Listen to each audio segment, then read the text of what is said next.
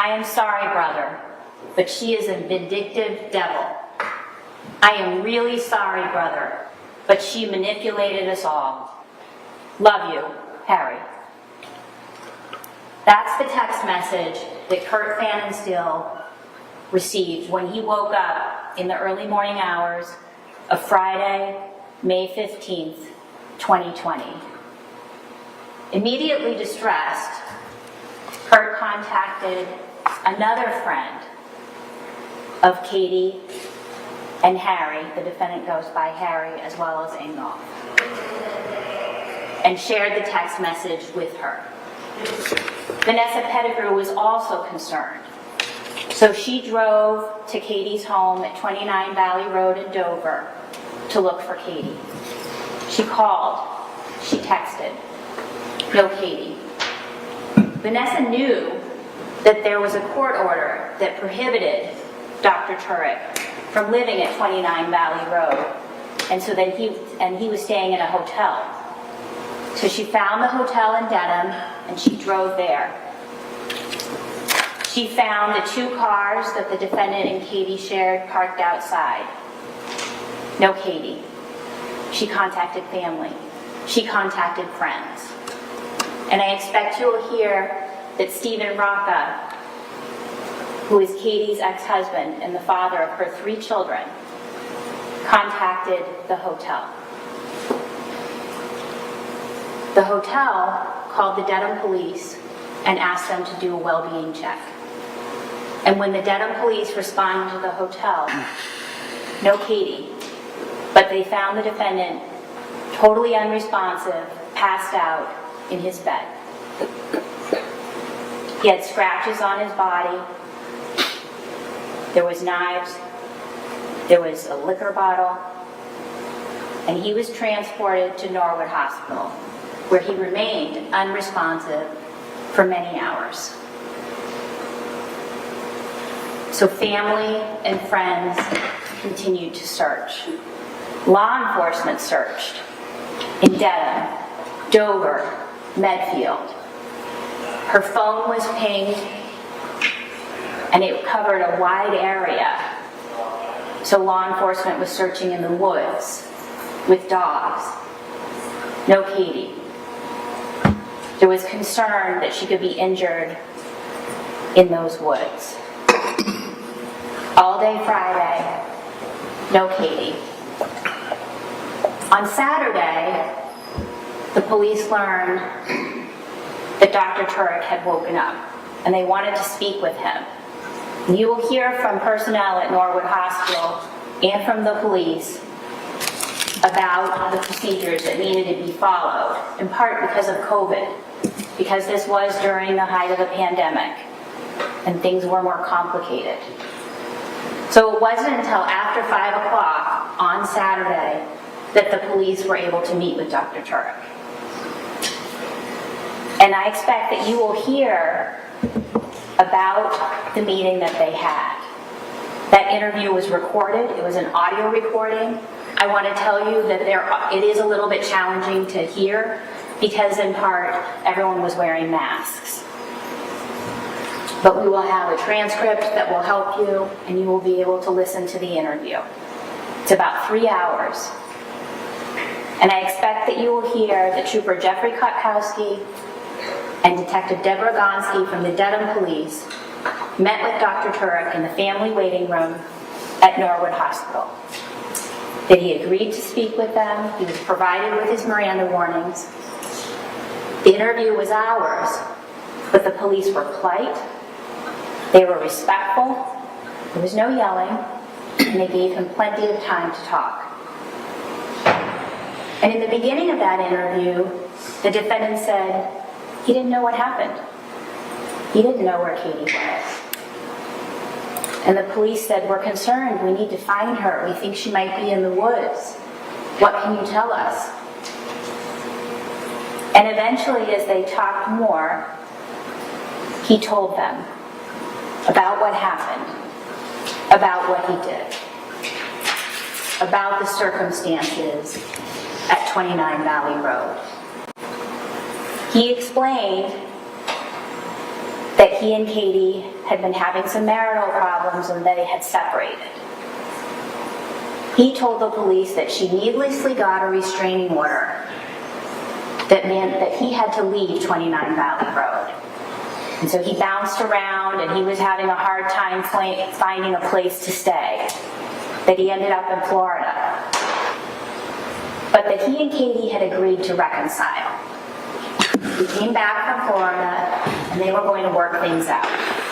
And it was supposed to be a clean slate, nothing from the past.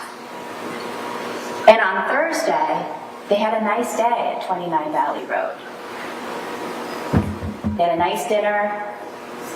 All three kids were home. They played a game. And then after dinner, after some drinking, there was an argument. And Katie wouldn't let it go. She wouldn't let the past go, like she had agreed. And so he put his hands around her neck. And just as the police were going to ask what happened after he put his hands around her neck, Dr. Tuerk asked for a break. And I expect you will hear that Trooper Krakowski will say, yep, that's not a problem. We can do that. And so they took almost a 45-minute break. And when Dr. Tuerk came back, it was different. His tone was different, more resolute, and he almost immediately provided a lot of information. Something else had changed. Detective Gonski had left the room, and Detective Richard Porro was in the room. And Dr. Tuerk told the two male police officers that he strangled his wife, that he knew he killed her, that he panicked after he knew she was dead, and he carried her body out of the house. And the police said, we need to know where she is. We can't leave her out there. And so he told the police directions for how to find her. In the course of this trial, you will hear a lot of information and evidence about the investigation that was conducted before Dr. Tuerk told the police that he strangled his wife and after. You will hear from the police who followed the directions, who went to the pond at 1 Francis Street in the night, in the dark, and who recovered Katie McLean's body from that swampy water. Dressed only in leggings, covered in dirt and debris.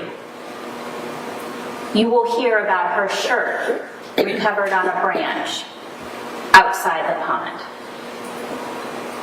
You will hear about 2 large rocks recovered from inside her pants. You will have a chance to see how heavy they are. The rocks that were meant to hide her, to cover up what he had done. And in the course of this trial, you will hear from the medical examiner who examined Katie McLean's body, who conducted an autopsy, and about her findings of strangulation, of head injury, and from a DNA analyst about the DNA that was found under Katie's fingernails. And in the course of this trial, you will also hear evidence about the defendant's anger towards Katie McLean. Evidence of anger that will prove that he is guilty of first-degree murder. And at the end of this trial, we will return and we will ask you to consider all of the evidence and the law and find the defendant guilty of first-degree murder. Thank you. Thank you. Jurors, a couple of things that you have to understand, and His Honor is the umpire in the case. He calls the balls, he calls the strikes, he allows objections, excludes things, allows things. I say is not evidence, what the DAs say is not evidence. What's evidence are what you people determine the facts of this case to be, consistent with your life experience, which is obviously very important. Because as a juror, you bring to this trial your life experience dealing with your friends, dealing with work, inferences that you can draw from evidence that you determine to be the facts. And as jurors, coming from all walks of life, you bring together that life experience and the ability to discuss, once the case is over, the evidence that has been presented, to determine whether or not the government has proven a case beyond a reasonable doubt, as His Honor instructed you what that definition of beyond a reasonable doubt means. And the high burden that is set on the government to say to a jury, this is not close, this is not more probable than not, this is not more likely than, it's beyond a reasonable doubt. And the only one that determines who is going to get charged with a crime in our society is the government. And when the government determines that they're going to charge somebody with a crime, they don't call you up and say, hey, we're thinking we're going to charge you with a crime. Do you have any input on that determination? They arrest you, and they determine, we're going to charge the person, I suggest to you, that the highest crime that is possible that can be proven beyond a reasonable doubt. In this case, first-degree murder. At the end of the trial, His Honor will tell you what the law is, and he'll explain to you that there are two theories, I suspect, of murder in the first degree: premeditated malice aforethought, cruelty and atrocity. He'll tell you about the factors that one can consider to determine whether or not an individual has killed another human being with cruelty and atrocity with the intent to kill and taking pleasure in the death of that person. His Honor will tell you about what's called second-degree murder. His Honor may tell you about what's called voluntary manslaughter, perhaps maybe even involuntary manslaughter. That depends on the evidence that goes in to this trial, and that's entirely up to the judge. And giving you the law is entirely up to the judge, not me. At the end of the case, you're going to be able to have his instructions, and then you take the facts that you determine to exist, and you match it up to the law, and you make a decision as to whether or not the government, not the defendant, the government has proven guilt beyond a reasonable doubt, and if so, to what degree? Now, how do you do that? Well, you come in here, you may say, I'm not really capable of determining credibility. Well, yeah, you do it every day. And you bring that life experience into the jury room. And you factor that in when you weigh the testimony of a witness. And you notice the witness stand is right here. It's right next to you. And the reason it's right next to you is so that you as a jury are able to observe the demeanor of the witness, consider whether or not the witness, to your determination, has a dog in the fight, as they say. Are they gilding the lily? Are they adding anything? Are they trying to portray something because they have a reason to want to portray something? That's all up to you. Credibility determinations are left to the jury. So what do we have here? You have a man who's on trial for murder. Harry Tuerk, and by the way, he's a doctor, he was a doctor, he is a doctor. He never liked to go by the term doctor. He was always Harry. You're going to hear evidence that he was always Harry, that he was a gentleman who was a urologist, dealt with kidneys, dealt with prostate, and was a surgeon. You're going to hear evidence that Harry was born in East Germany, and as a kid he grew up in East Germany. Went to the East German schools. When he graduated from high school, he went into the East German Air Force. Served in the East German Air Force for a number of years, got out, went to med school after he graduated from college. Became an accomplished physician, an accomplished surgeon. The wall came down, he was able to leave East Germany, and he, like a bat out of hell, got out of East Germany and came over to the United States. When he came over to the United States, at the age of 42, He learned English. Didn't know English. You'll hear him testify. He's going to testify in this case. Sounds like Arnold Schwarzenegger. But he knows English, and he speaks very, very good English. Self-taught. In the United States, he became not just an accomplished surgeon, but he was one of, if not the best, as far as reputation, worldwide for robotic prostate surgery. Those hands saved hundreds of lives and took one. And he knows it. Every day he wakes up, you'll hear evidence that he thinks of Katie. Nobody's happy with something like that. You live with it. But as human beings, and His Honor, I suspect, will instruct you that you look to the circumstances that surround the taking of a life. What was involved? What happened? Like if somebody's acting to protect themselves, or if somebody's acting out of hot blood, heat of passion, or if it's an accident even on certain cases. So when Harry comes over here to the United States, and he ended up meeting Catherine McLean on Bumble, one of those websites. Nothing good ever comes from Bumble or Twitter or whatever those things are that you go on, and you're dating websites, and nothing wrong with that. You meet people. Hopefully you meet the right one, maybe, or you have fun. So you're going to hear evidence that both Katie and Harry went on this dating website. He's living by himself. He's living life large. She's been married twice before. No judgment there. He was married twice before. So now he's living in Dover. And as he's living in Dover, and by the way, you're going to see a timeline. And here's the timeline that I think is somewhat relevant. You're going to see that in November of 17, Harry and Kathleen meet online. Like most of us, they date, they have fun, they end up feeling that they have feelings for each other. March 18. 4 months later, she moves into his house. His house. You heard the government indicate her house. Well, it's her house now. It was her house, and you'll hear evidence of that. So the house was in Dover, Massachusetts. You're going to hear evidence that Harry had occasion to work on that house. It was a very nice house. Here's the house in Dover. Here's a photograph of the backyard that he worked on, the pool, the cabana, the waterfall, outside TV. You're going to see evidence of the interior of the house.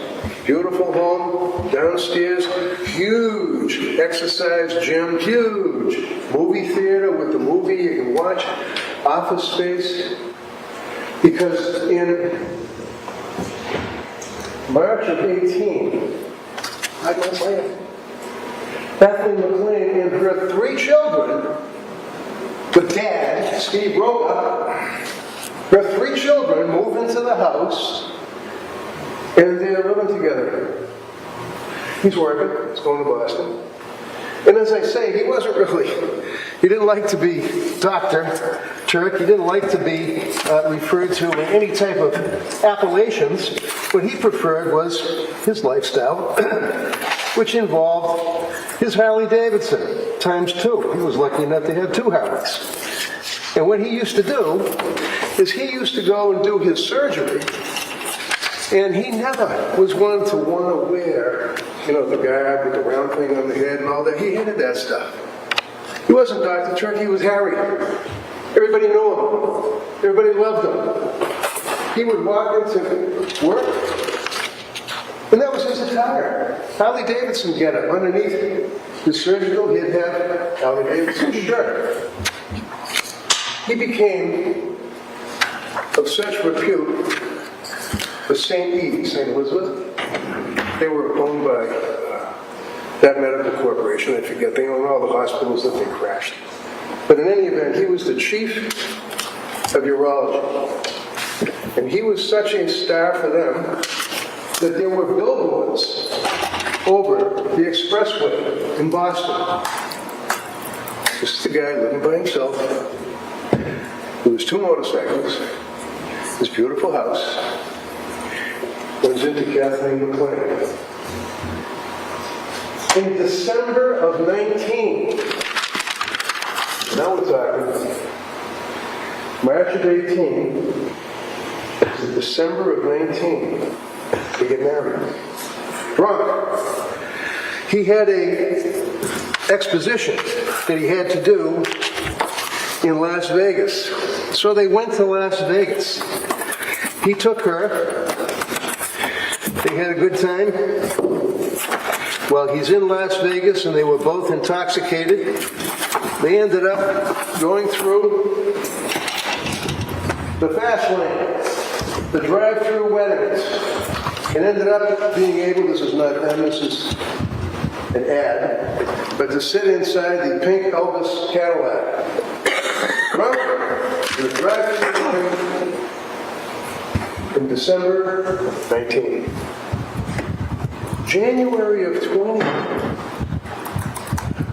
January of 20. Harry meets with a divorce lawyer. A woman here from Denver. Here Elizabeth. What's a divorce? Doesn't want to be with Kathleen McLean after the 5 months or so. Doesn't want to be married. She sends him an email. She says at the end of the month, thank you for the retainer, the money that you paid her, to divorce Kathleen McLean. You can hear evidence that Kathleen McLean constantly went on his cell phone, constantly looking for whether or not he's on Bumble and Jumble or whatever it is, or whether or not he's flirting, or whether or not he's sexting, or whether or not he's having affairs, whether or not he's cheating. There's a huge portion of it. 2 days after, a letter was written by the attorney confirming the divorce retainer had been received and there was going to be a divorce. She went to court, she got a restraining order against him. Threw him out of his own home,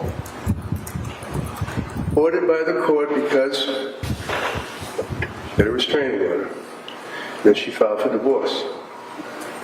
So now at this point, he's in a situation where he's out. Where's he going to go? He calls a friend, Charlie Lax. Charlie's a nice guy, lets him stay at his house for a period of time, but how long are you going to be able to do that? So Charlie has him leave. You're going to hear evidence that after he left Charlie Lax's house, he ended up going, his counsel kind of blithely says, well, he went off to Florida. He didn't just go off to Florida. He had nowhere to live, literally. He ended up almost homeless. The time came, and remember that horrific time when the pandemic struck all of us. It was an international event. He was in Germany prior to that because he had a job. His life was changing. He was going to Germany. He was going to be a physician in Germany. He already had a job with a university. His life was on a much better track. You're going to hear evidence that there's discussion about, well, you know, the Roca kids, they like Dover, they like the schools, they like the programs. Katie didn't want to move the kids. He didn't care. Fine. Sell the house in June when the kids are done in school. He didn't care. He was out of there. She knew it. As the pandemic got worse, at his age, being a physician, obviously, all of us, I suppose, at that point were concerned. He was worried about dying. Not an unusual thing that he was worried about at the height of that pandemic, and the fear that took him by overwhelming emotion. He ended up consulting his doctor, had medication, and again had nowhere to go. Would knock on the door, would say to a friend, can I stay with you? And they'd be like, dude, I'm sorry. No, there's this stuff going on. You're going to hear evidence from one of the government's witnesses who was a friend for a long time of Katie McLean, in 2015, I believe. Vanessa Pettigrew. Talked to her every day. There were 12,000 pages of texts that they sent back and forth to each other every day. Talked talking about what's going on in their life, talking about, whether or not what type of fingernail polish, what type of shoes, what type of dresses. Is this trashy? Does this look good? I think it looks nice. And by the way, let's go to dinner. We're going to drink. Are you drunk? Are you okay? How's your alcohol problem? On and on and on. Meanwhile, he's reaching out to his best friend, Kurt Pfannenstein, German guy.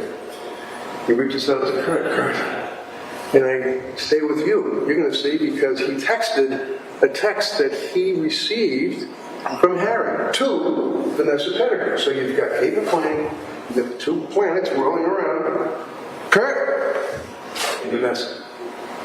So Harry reaches out to Kurt and says, please, can I stay with you? I need safety. I have to stay somewhere and be safe.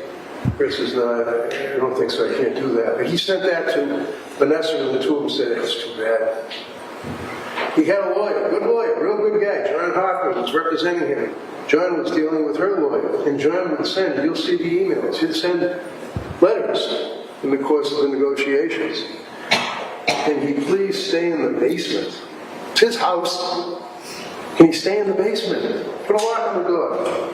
And you'll see text between Kate McLean and Vanessa about Harry wants to stay in the basement, LOL. That's Harry wants to stay in the basement. He's not. It's not her house. His house. But he now has to find a place to stay. Stays in Boston, one little bedroom with a friend. And the friend, board of trustees, you can hear evidence, wanted him out because of the pandemic. He went to Florida. In Florida, he stayed in a rusty, nasty trailer that his friend Bob Gingham let him stay in until Bob sold the trailer.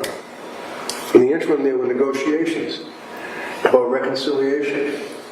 And the negotiations basically were pretty simple. Kate McLean, who I submit you're going to hear, had a little house in Sudbury with a flooded basement and a lot of problems to it, but a $400,000 house that was underwater, that was being foreclosed on, that ultimately got sold pre-foreclosure. Now she's living in that house in Dover. So she wanted on the deed. She wanted on the deed, and she wanted a post-up. She wanted him to sign something that would give her half ownership in the property, and that's where David Kuyten comes in.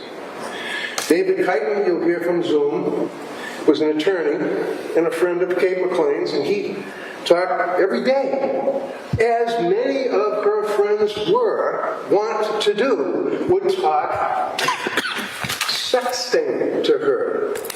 At one point, getting somewhat descriptive about various sex acts and talking about the property. And he prepares the deed and she records the deed. He records the deed and she says, by the way, if he dies, do I get everything? So as time goes by, in the interest of reconciliation, he signs the deed. Signs it, puts her on the property. She owns half that property. Look at the date. 29th of April, 2020. Signed a post-up agreement, giving her $100,000, paying the lawyer's fees. You're going to see text messages between Vanessa, his best friend Kurt. You're going to see text messages with Kurt, that while Kurt was talking to him about trying to mediate between Katie McLean and Harry and trying to get things to work out, that he was sexting her, and she's responding. Ultimately, he's sending her what's referred to in the vernacular as dick pics, and she's sending him pictures of her breasts while she's in a bathtub. And this guy's going to be right up here on that witness stand. Can't wait. That's his best friend, Kurt. So as time goes by, Harry now comes back to Massachusetts, has nerve problems in his leg, and needs help.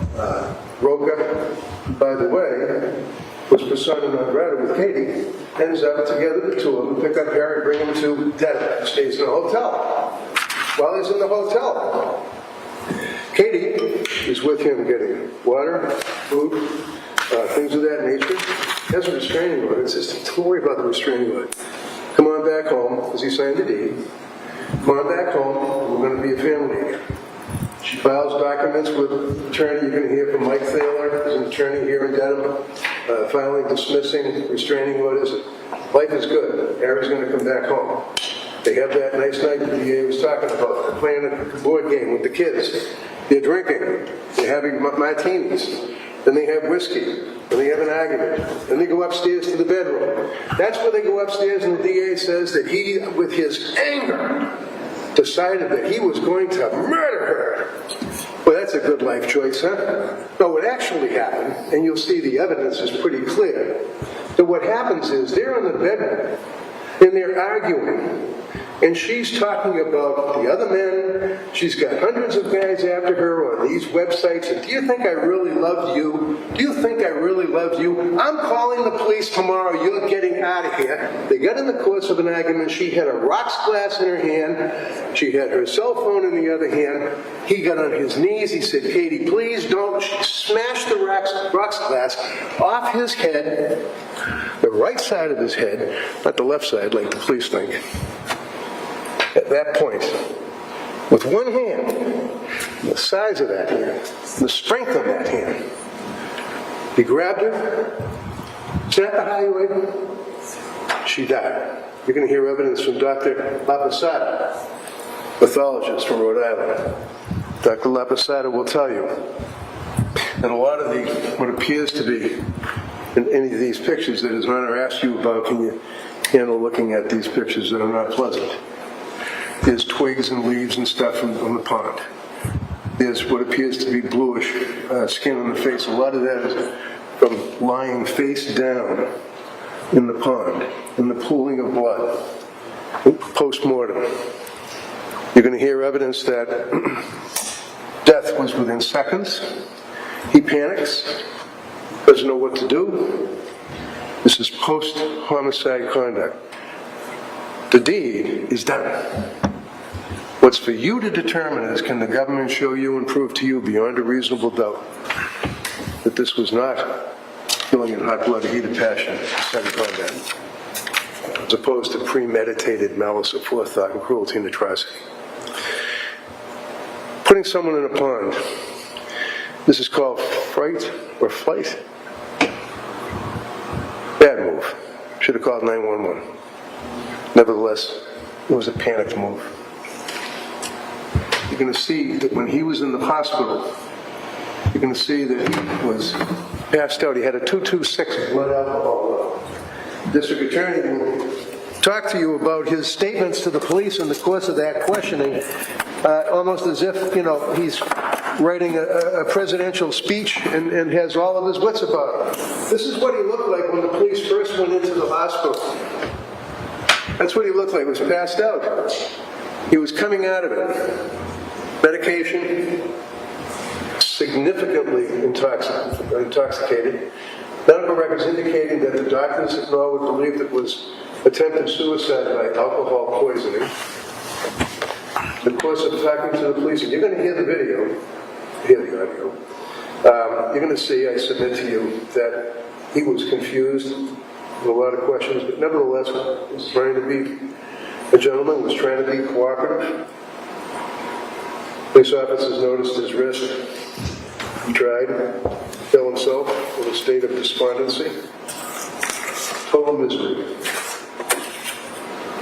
That, members of the jury, is the evidence that will be presented to you, and ultimately at the end of the case, it's up to you to determine whether or not the government has proven this case, to what degree, if any, beyond a reasonable doubt. And you heard the magistrate, Margaret, indicate to you that you as a jury pass between the defendant. Even though we call people that are charged with a crime a defendant, the person, as His Honor said, doesn't have to defend against anything. Government's burden of proof, but nevertheless, you as a jury pass between the defendant and the Commonwealth, the DA's office, the police, crime labs, all the rest of it. You pass between the government and the defendant, who has placed himself on his country which country you are. And that she then went on and said, and you are charged with hearing the evidence on your oath that you took as jurors. And we are confident and appreciate, because it is a service, when jurors come and you take time out of your lives, knowing that that protects all of us, that we have a right to go before a jury of our peers to determine whether or not the government has proven a case beyond a reasonable doubt. At the end of the case, you get a chance to do a closing argument. Again, what I say is not evidence. What the DA says is not evidence. What's evidence is what you hear from here, photographs, exhibits, things of that nature. Thank you. So help you God. I do. Good morning. Slide. Thank you. There you go. Your Honor, may I inquire? May. Thank you. Good morning. Good morning. Could you please state your full name, spelling your last name for the record? Vanessa Irene Pettigrew. Could you please, oh, I'm sorry. TTIGREW. What is your date of birth? 7/15/1983. Do you work? I do. What do you do for work? I'm a quality improvement specialist. What does that entail? I do quality improvement projects for hospitals, for community health centers, and for community members. Where do you live? I live in Wellesley, Massachusetts. Are you familiar with Kathleen McLean? Yes, I am. Did she also go by Katie? Yes. When did you meet Katie? I met Katie in 2015, and prior to that, I had met her on an informal basis. How did you meet her in 2015? I became a client of hers. I was referred to her from a friend. So when you say a client, what do you mean? She's a Reiki practitioner. Could you please explain to us what a Reiki practitioner is? Yes, I'm actually also a Reiki practitioner, and I studied 2 other different modalities as well. And it's an energy therapy that helps people with wellness. It helps them with calming and overall sense of great well-being. It's a modality that has been proven in studies to show to be effective in PubMed, and it's readily researchable now. So when you met Katie in 2015, she was practicing Reiki? Yes, she was. Where was she doing that? She was doing that in her practice in Marlborough, her office. Did Katie have any children when you met her? Yes, Katie has 3 children. So I guess I should back up a little bit. You met Katie when you were a client of hers while she was doing Reiki. Yes. Did your relationship continue outside of Reiki? Yes, I actually had maybe 1 or 2 sessions with her, and then I felt comfortable from there on taking things on my own, and we became really good friends and actually sort of an apprentice at one point. So we had a very close relationship. Okay. And you said when you met Katie, she had 3 children? Yes. Was she married at the time that you met her? Yes, she was married at the time I met her. Who was she married to? She was married to Chris Foley. Is Chris Foley the father of her children? No. Who is? That is Stephen Rocca. And where was she living when she was married to Chris Foley? She was living in Sudbury. Did her children live with her? Yes, they did. At some point, did she divorce Chris Foley? Yes, she did. Where did she live after that? She lived in Sudbury in her own home. Who did she live with? She lived with her 3 children. And are you familiar with Ingolf Tuerk? Yes, I am. How did you meet him? I met Harry through Katie around November. So you said Harry. Is that how Yes. you knew him? Yes, his nickname was Harry. Okay. And you said that you met Harry through Katie, is that right? That's right. Had you been friends with Katie when she met Mr. Tuerk? Can you repeat that? So you had been friends with Katie when she met Mr. Tuerk, is that I right? was friends with Katie much prior to meeting Mr. Tuerk, that's right. How did they meet, if you know? They met through online dating. And do you see Mr. Tuerk in the courtroom? Yes, I do. Could you please identify him by an article of clothing? Yes, he's wearing a blue tie. Your Honor, could the record please reflect identification? Yes. Yeah.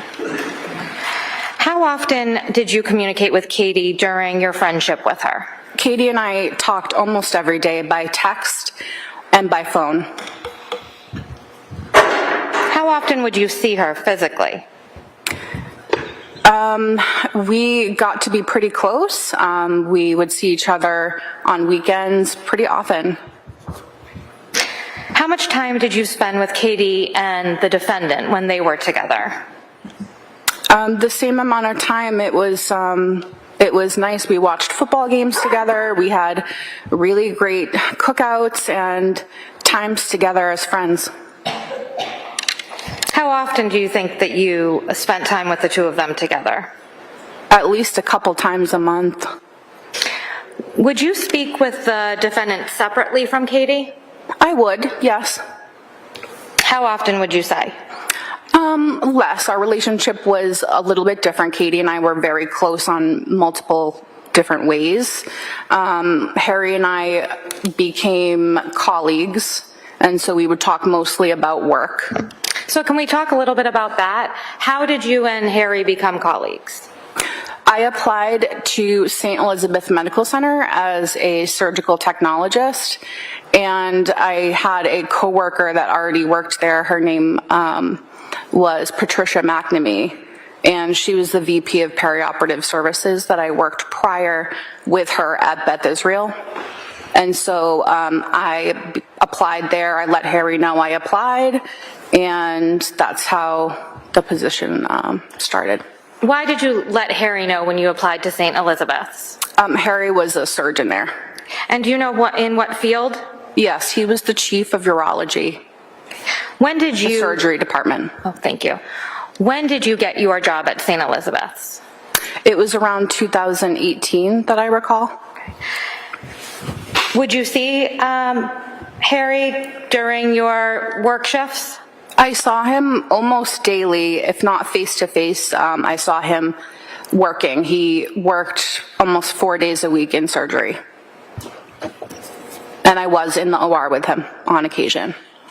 About how many times were you in the OR with him? Off the top of my head, at least 20, if not more. And how was the defendant referred to while he was at work? Most people called him Harry or Dr. Tuerk.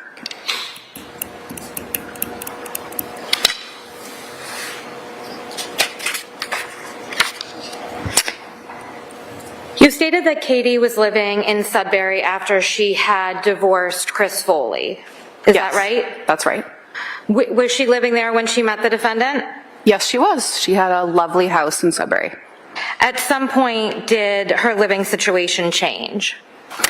Yes, she decided to move in with Ingolf Tuerk. Where was that? In Dover, Massachusetts, on 26 Valley Road. You said 26 Valley Road? 29 Valley Road. Sorry, Thank you. excuse me. And who was living in the house at that time when Katie moved in? When Katie moved in, Harry had his 2 children, and also Katie's children moved in as well. Were the defendant's children living in the house full-time? Part-time.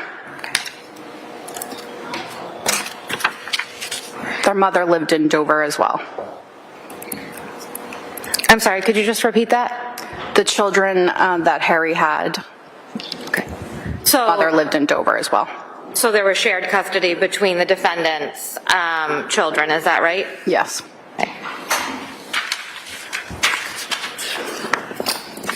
When Katie moved into the defendant's home at 29 Valley Road, what was the status of their relationship? Were they married?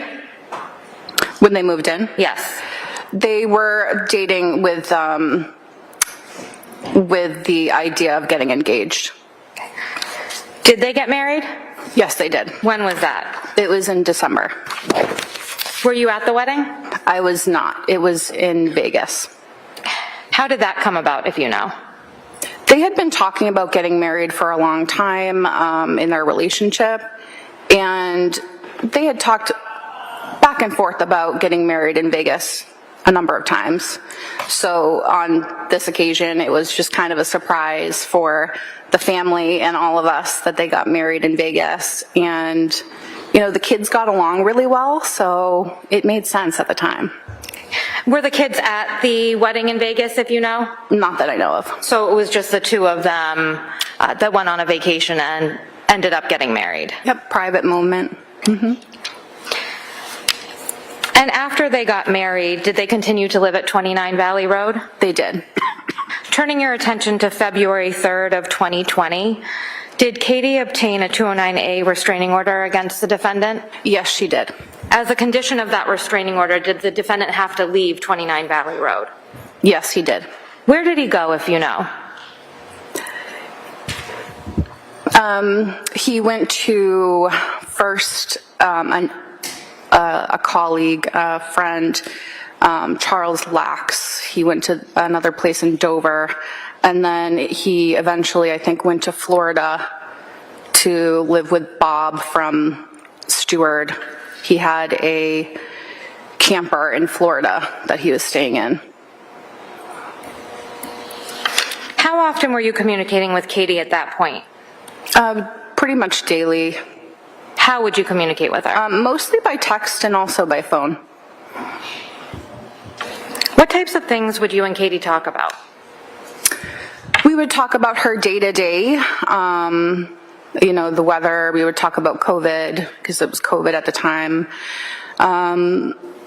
We would talk about anything and everything, fashion, nails, literally everything that a friend would talk to a good friend about, her family, her kids. I feel like I knew the kids myself very well.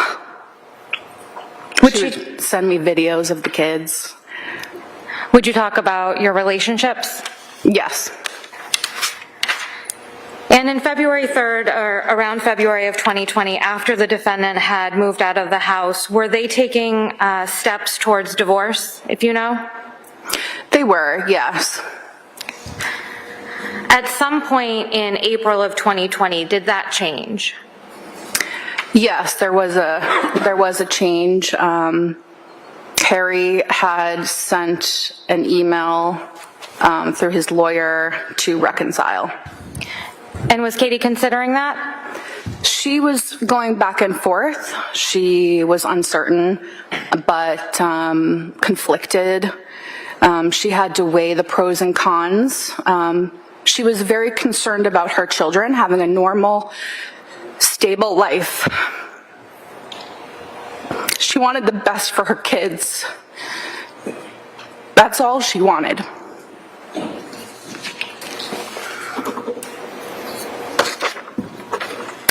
And did they move towards reconciliation, if you know? They did. And how did that happen? Like I said, Harry's lawyer reached out that he wanted to reconcile, and they started the process.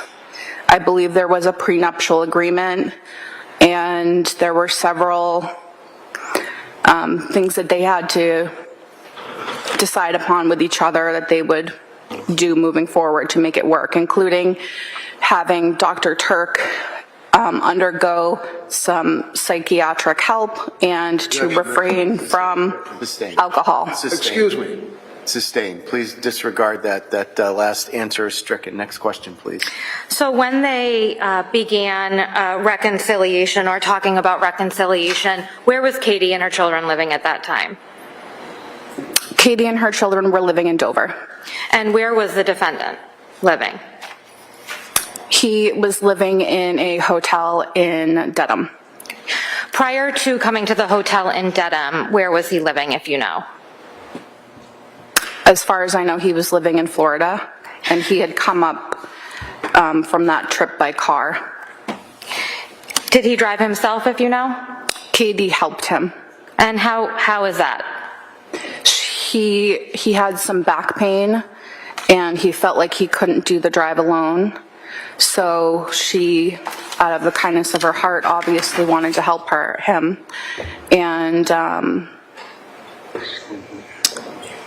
she drove to meet him halfway, and I believe Mr. Rocca also went as well to help make the transition of cars. Mr. Rocca being the children's father, is that right? That's right. Okay. When the defendant came back from Florida and was staying in the hotel in Dedham, was Katie seeing him? Can you repeat that? When the defendant came back from Florida and was staying at that Dedham hotel, was Katie seeing him at that time? Yes, she would bring him food. It was COVID. It was very difficult to get supplies and food, and she would supply him with his dinners or something to eat. Was him coming to Dedham just another step in reconciliation? Yeah, it was a way to safely try things out and to, maintain the relationship. Turning your attention to May 15th of 2020, do you remember that day? Yes, I do. What happened?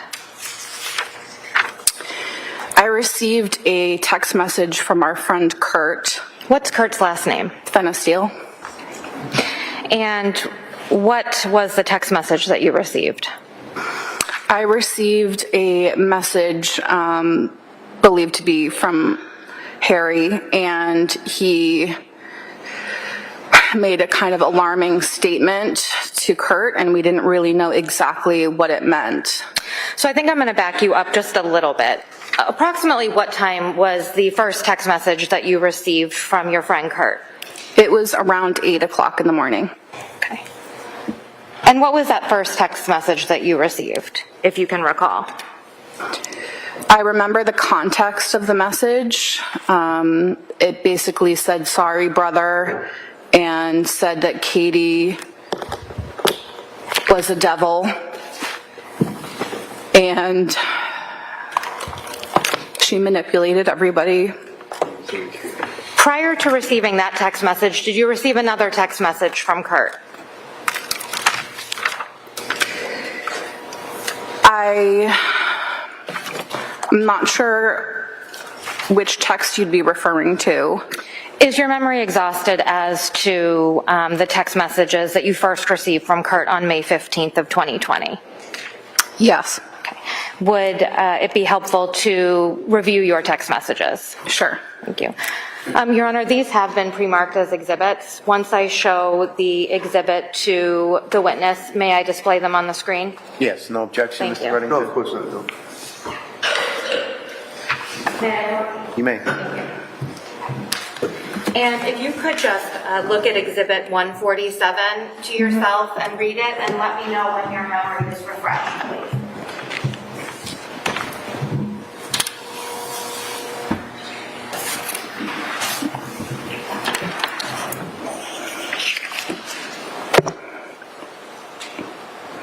Okay, I understand.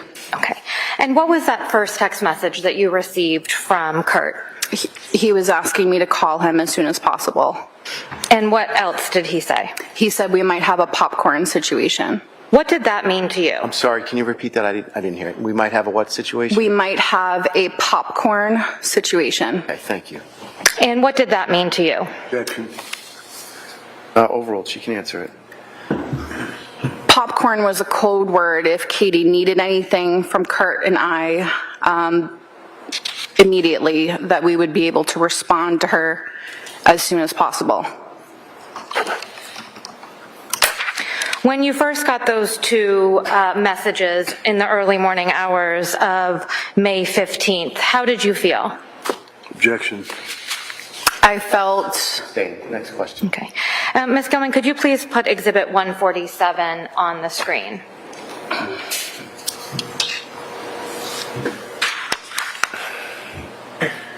And if you could move up just a little bit. There's a bit of a glare. Could we possibly turn the lights down a little bit?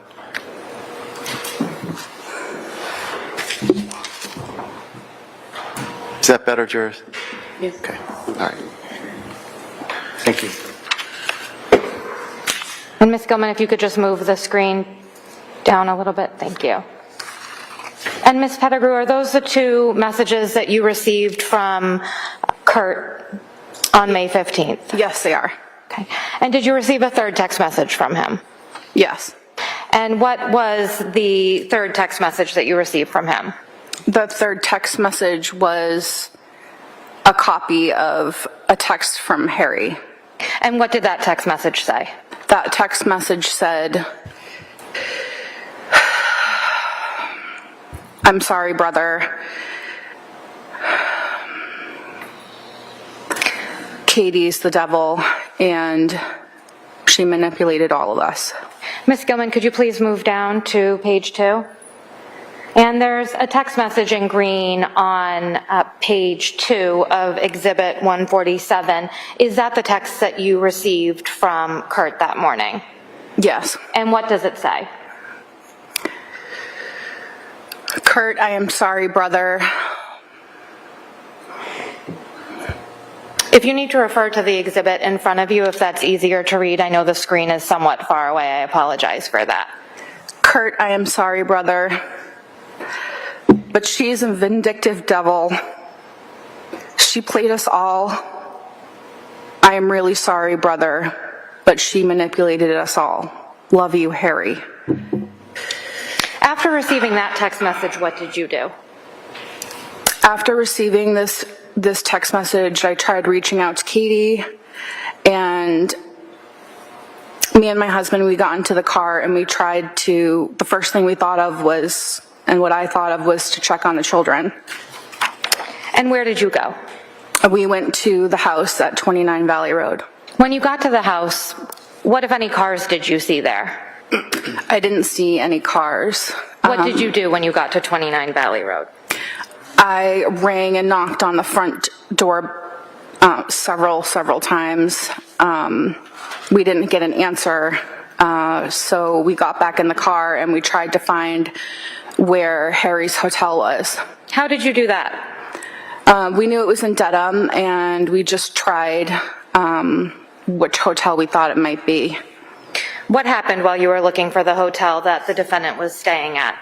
I was able to see the two cars from the home at the hotel, and I knew that that was the right location. There was a Jeep and a Mercedes parked there. What did you do when you saw the Jeep and the Mercedes parked there? I took a picture of both, and then I went inside, and I'm going to stop you there. Ms. Gilman, could you please put Exhibit 118 on the screen?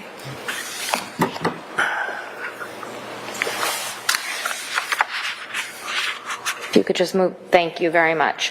And looking at Exhibit 118, could you please describe what that is? That is the Jeep that they had. Is that the photograph you took when you went to the hotel in the early morning hours of May 15th? Yes. Ms. Gilman, could you please put Exhibit 117 up on the screen?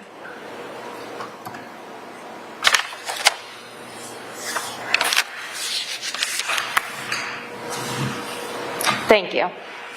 And what is depicted in this photograph? A Mercedes. And whose Mercedes is that? That is also one of the family vehicles. And was that in the parking lot in Dedham on the early morning hours of May 15th? Yes, they were next to each other. To your knowledge, who normally drove the Jeep? Harry liked the Jeep, so Harry would drive the Jeep. What about the Mercedes? Often Katie would drive it, but they would occasionally switch up the vehicles. When Harry was living in Florida, which car was Katie driving? She was, If you know. If you don't remember, that's fine. she was mostly driving the Jeep, but I don't recall which in particular. Thank you. So you stated that you found the hotel in Dedham when you found the vehicles in the parking lot, is that right? Yes. After you snapped those two pictures that we just saw, what did you do? I went in, and I'd like to remind everyone that it was COVID time, so it was a little bit awkward. When you say awkward, what do you mean?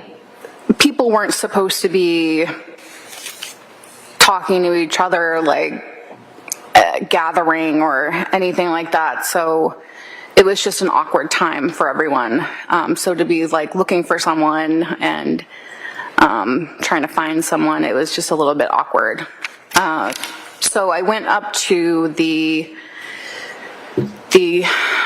clerk at the front desk, and I asked if they could ring the room of Harry Tuerk. And what happened then? They rang the room multiple times and nobody picked up.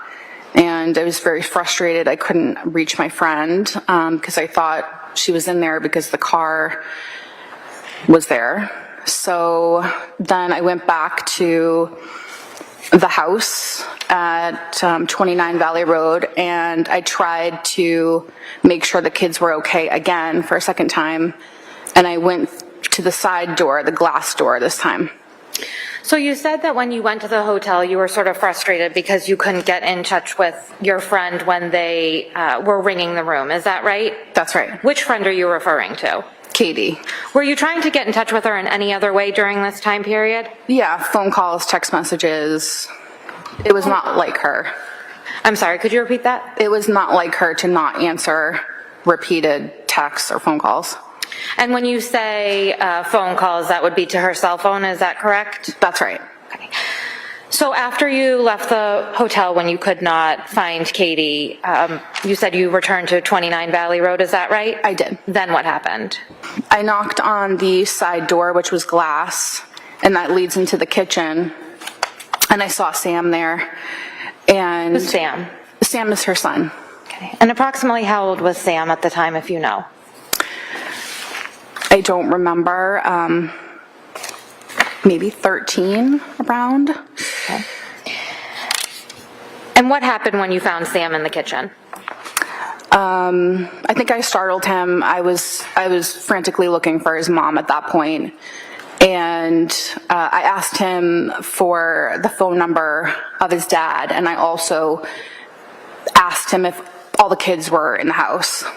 And he said yes, they were upstairs. Did you see any of the other children at that time? I did not. They were upstairs, and my goal was to get the phone number for the dad and just make sure everybody was in the house. So you said that you entered the house through the side door and you were in the kitchen, is that right? Yes. Did you go in any other rooms in the house? I did not. Ms. Gilman, could you please place Exhibit 148 on the screen? And what is depicted in Exhibit 148? That is the house at 29 Valley Road. Your Honor, may I approach, please? Yes. I'm handing you a laser pointer. Okay. So you have to press this button. If you could please show the jury, you stated that you originally went to the front door. If you could just show us where the front door is located at 29 Valley Road. I don't know if it's reaching. It will, just move it around, thank you. This is the front door. And when you returned the second time after you had been to the hotel, you said that you went to the side door? If you could just show us where that side door is. The side door was over on this side. And that led directly into the kitchen? Yes. Is it in between, is the side door in between the garage and the house? It was in the back. It was in the back of the house.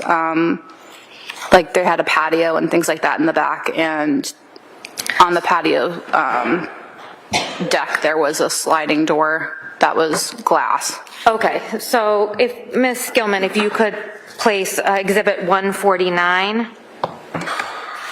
So this door that's in between the garage and the home, that's not the door that you went in?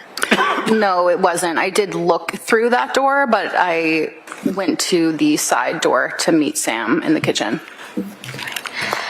When you went to the sliding glass door, did you have to go through a fence or a gate or anything like that? I don't remember if there's a gate that I went through, but I had to knock on the door because that was a locked door, and Sam opened it up. Thank you. So you stated that you spoke with Sam and you were able to get Mr. Roca's phone number, is that right? Yes. What did you do at that time? I had gone home, and I took a couple minutes to kind of gather myself and think about what to say to the father. And I told him that the kids were home alone, I couldn't find Katie, and I didn't know what was going on, but it would be a good idea to do a wellness check. And at that point, did your conversation with Stephen Roca end?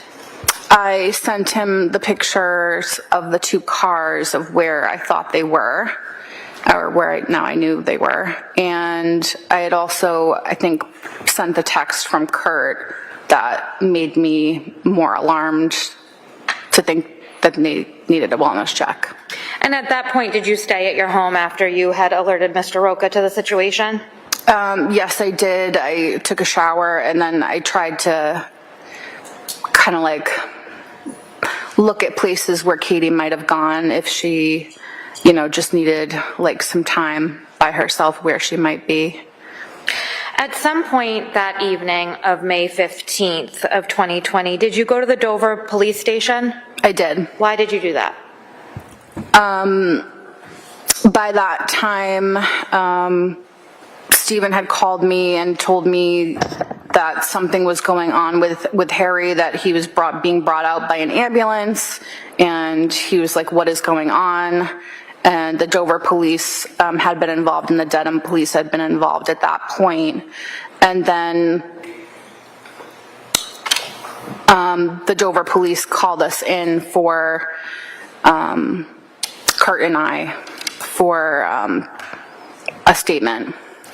Did you give them anything else while you were at the Dover police station? Yes, I gave them my phone because I thought it would help find Katie quicker.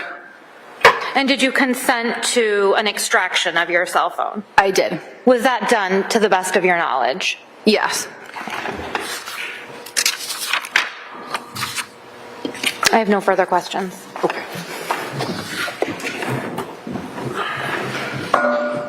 Does anybody need to break jurors before cross-examination? Okay. All right, go ahead, Mr. Reddington. Probably towards the end.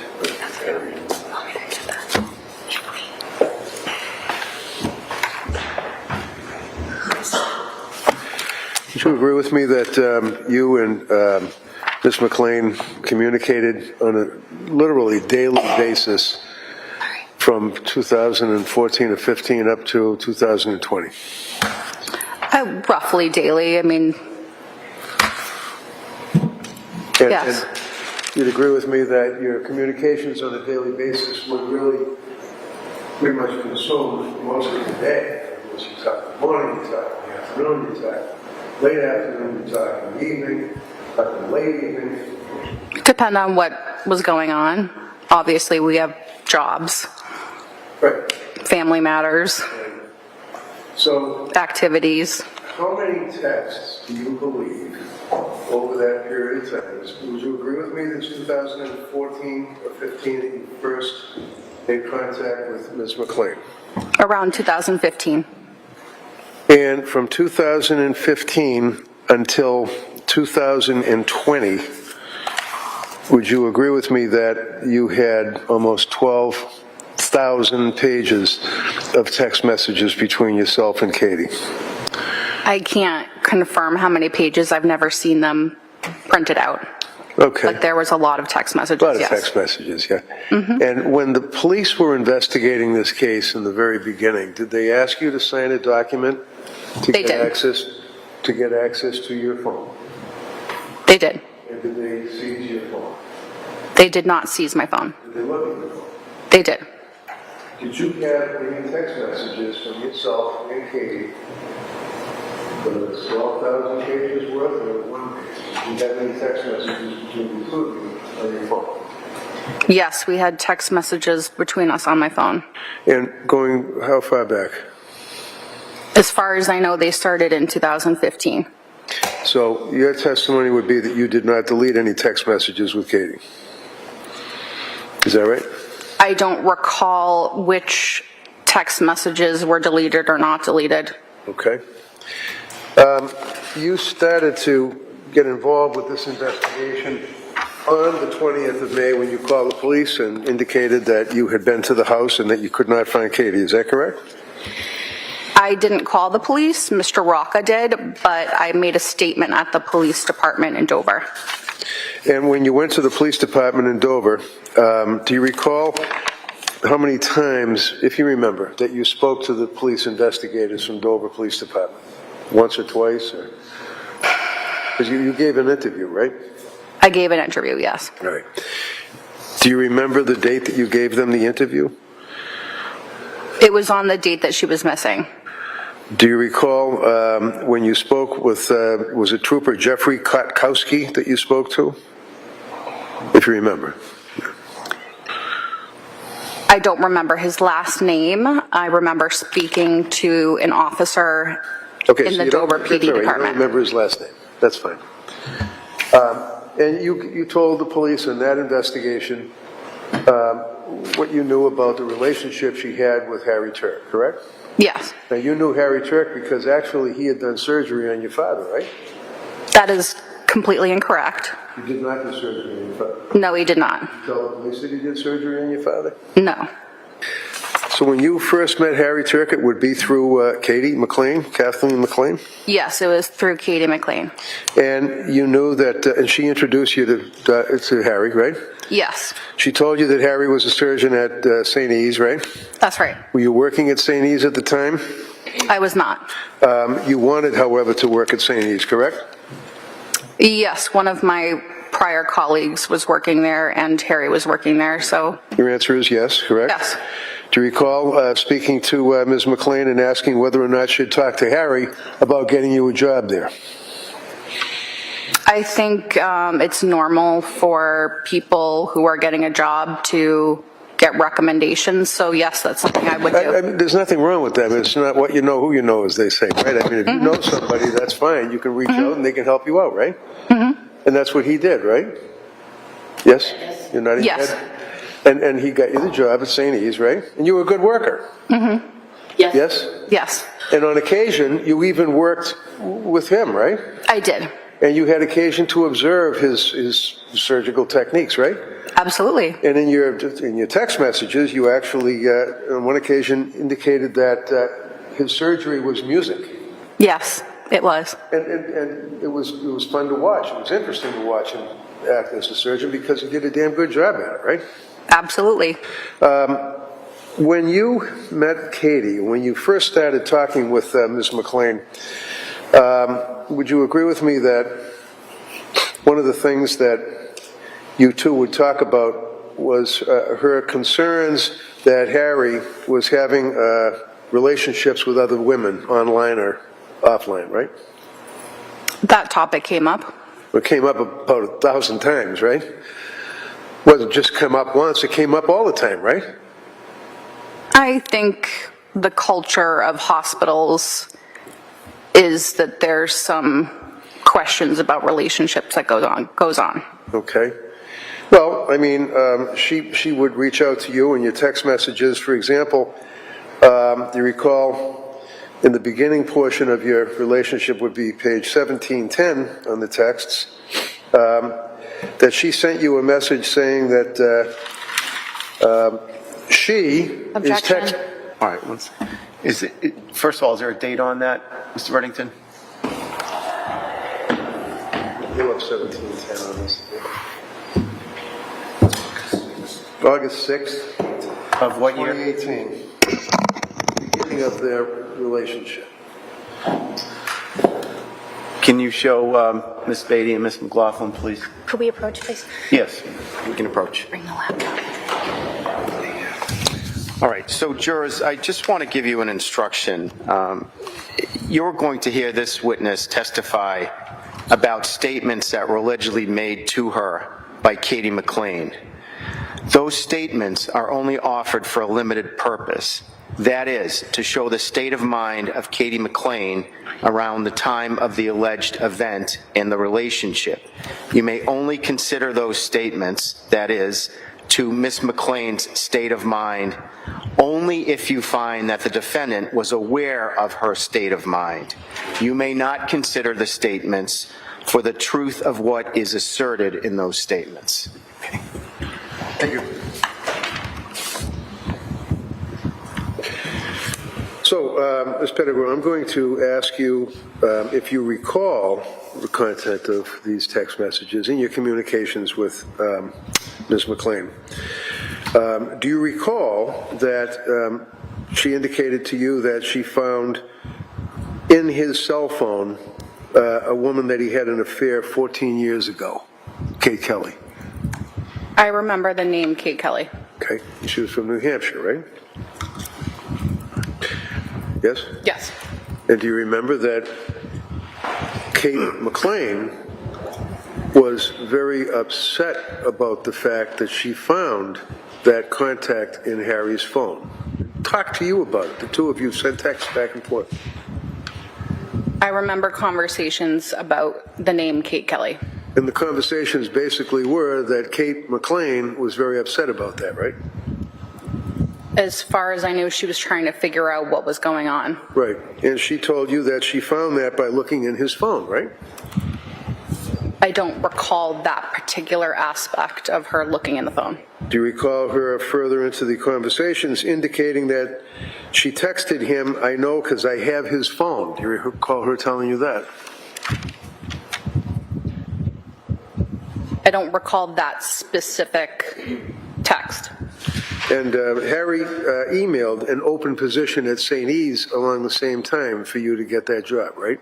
You recall that? There was a job fair where multiple people could come. All right, do you recall that It there was a was job text? fair. Excuse me. Do you recall sending a text to her, 1723, indicating that Harry emailed you an open position at St. E's? Email. Yes or no? Do you recall it? I recall the job fair. What's a job fair? Other people help? It's where anybody can come Right. and Do you have a problem with acknowledging that Harry actually emailed you an open position, information about an open position? no, I just don't recall that specific Okay. email. So that's the I answer. remember the job fair that he That's the forwarded answer, me. is you don't recall. It's easy. Okay. You don't recall. Do you recall that she was upset and texted you that Harry was going to lend a friend $200,000, and she was very upset about him depleting his assets? Objection. Sustained. Did you have text messages and oral conversations with her about how much money Harry had? Objection. Sustained. Now, do you recall her indicating that he, not her, was a dating site addict and he needed the rush? Objection. Overruled.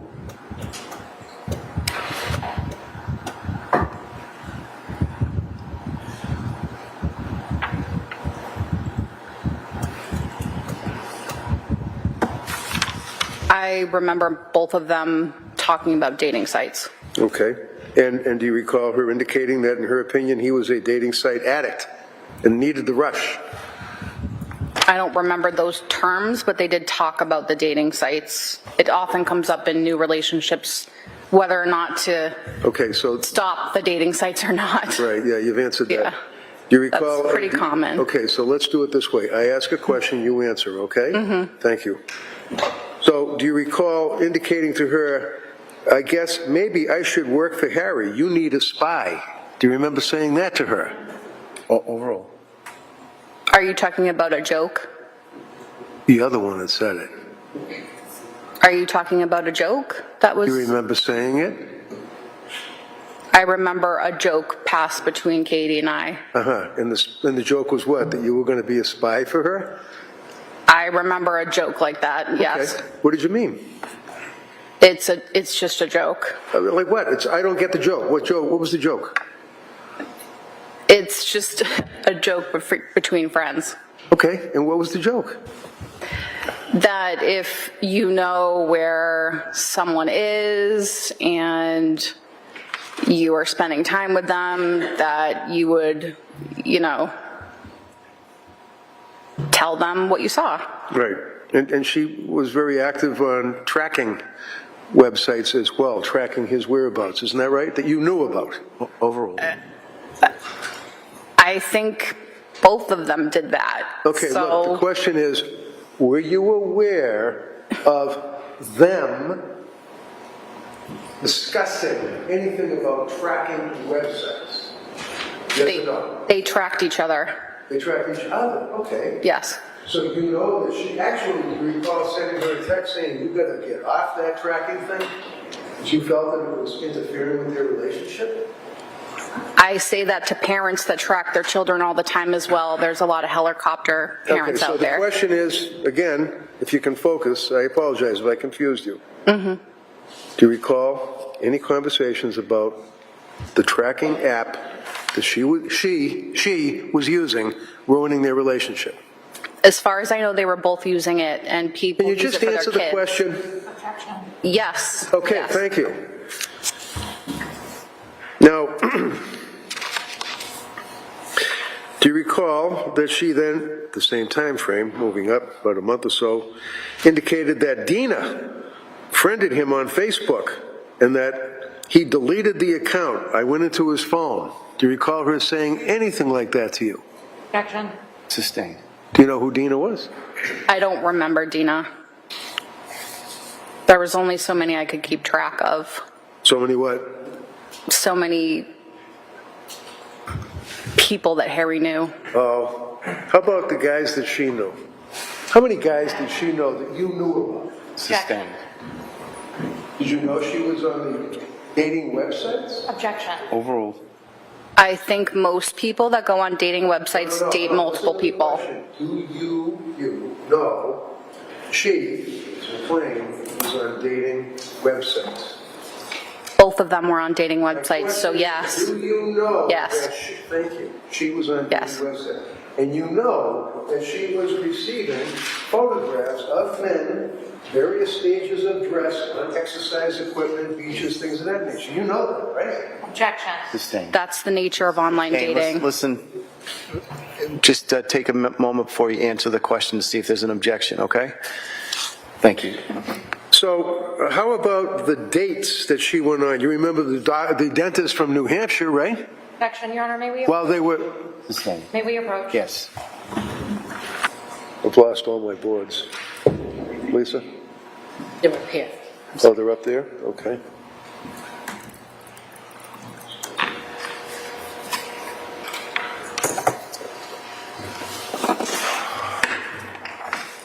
You would agree with me from your personal knowledge that in November of 17, Harry and Kathleen McLean met online. It was in November 17, right? I believe so. And in March of 18, Kathleen McLean and her 3 children moved into his home, right? Yes. You recall talking to her about her moving into Dover and using the word, it's a good score. Do you recall that? The sarcastic comment? Yes, that Another joke? sounds right. Okay, so what did you mean by it's a good score? Congratulations, move to Dover.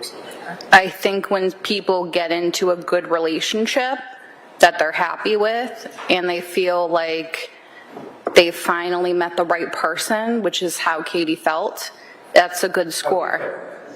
How she felt. Okay. Yes. And so the good score, somehow the town of Dover and the house and everything just kind of was in the periphery of that? I don't know. I'm from Wellesley, so I don't really judge towns. There's all kinds of people in towns. Okay. So she moves in March of 18, and you knew in December of 19 that he had consulted with a divorce lawyer because she told you, right? Objection. Sustained. Rephrase it, please. All right, we have in mind the close relationship that you guys had and texting on a constant basis. You'd agree with me that everything from shoes to skirts to makeup to blush to eyelashes, everything, you guys would talk about it in your texts, right? We would talk about anything and everything. Yes? Yes. Yes. Okay. When you would talk about that, you also talked about kids, issues with the children, activities, things of that nature. You would share with Yes. right? Mm-hmm.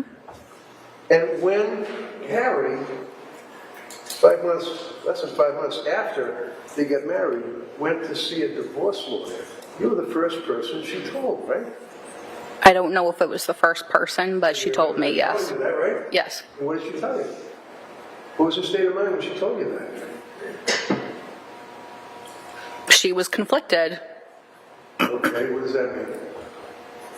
She had feelings both ways. It doesn't matter her feelings. He's the one that went to a divorce lawyer, right? First. 5 months later. I don't recall the details of him going to the divorce lawyer.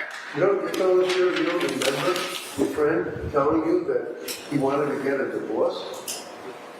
They would have arguments all the time. Couples do. They talk about divorce, but that doesn't mean they're going to do it. Okay, so if I asked you about that, when did they talk about and what did they talk about divorce, you wouldn't be able to tell me one thing because that is not true. Correct? Objection. I'm not sure. second. I feel like you're putting words in my mouth. Excuse me, ma'am.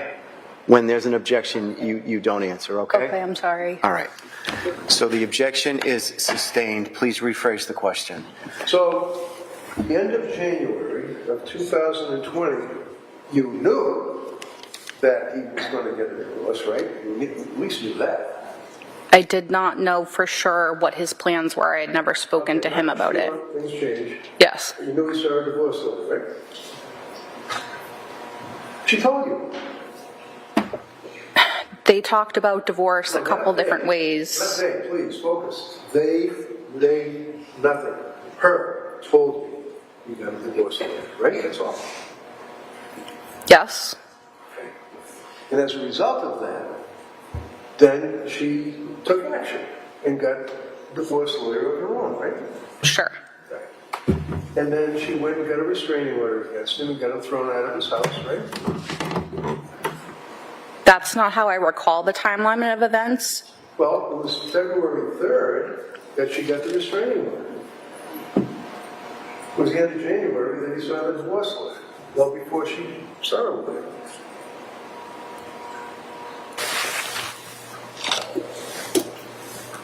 Can you restate your question?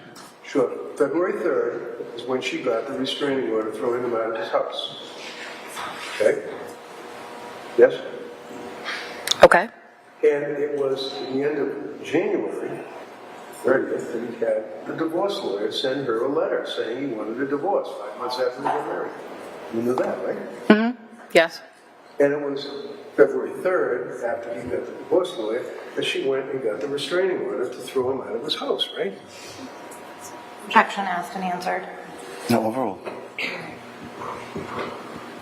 I'm over here. I didn't know if you objected. Okay. It was an objection. It was overruled, so you can answer the question. Trying to be good. Sorry. Yes. All right. Yes. So now, when he was out of the house, you knew that she stayed in the house, right? Yes. With the 3 kids. And one of the questions the DA asked you was about the car, right? Yes. And which car was it that she had?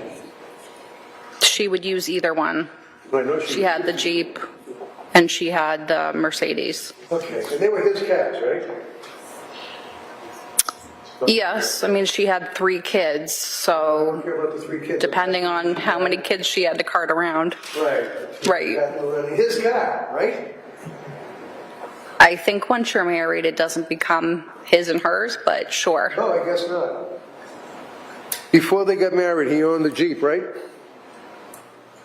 Yes. Before they got married, he owned the Mercedes, right? Yes. Mercedes was over $150,000, right? I don't know how much it costs. He liked to drive the Mercedes, right? I'm not sure. Is this Who relevant? paid for the car while he was out? Again, I'm over here. Who paid for the car when he was out down in Florida during the pandemic? Who paid for the car? Sustained.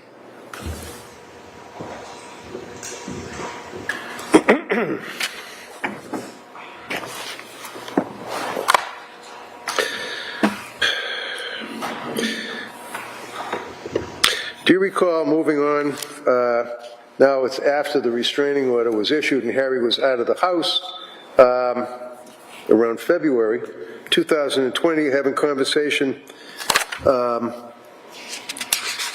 about him being out of the house, but he wanted to live in the basement. Do you recall that conversation? Yes, I do. And he basically just asked if he could please move back in the house and stay in the basement, at least, because of concerns with the pandemic, right? Yep, I remember that. And she said no, right? I don't know if the restraining order had been lifted. I don't think that was allowed, but they did talk about it. Right.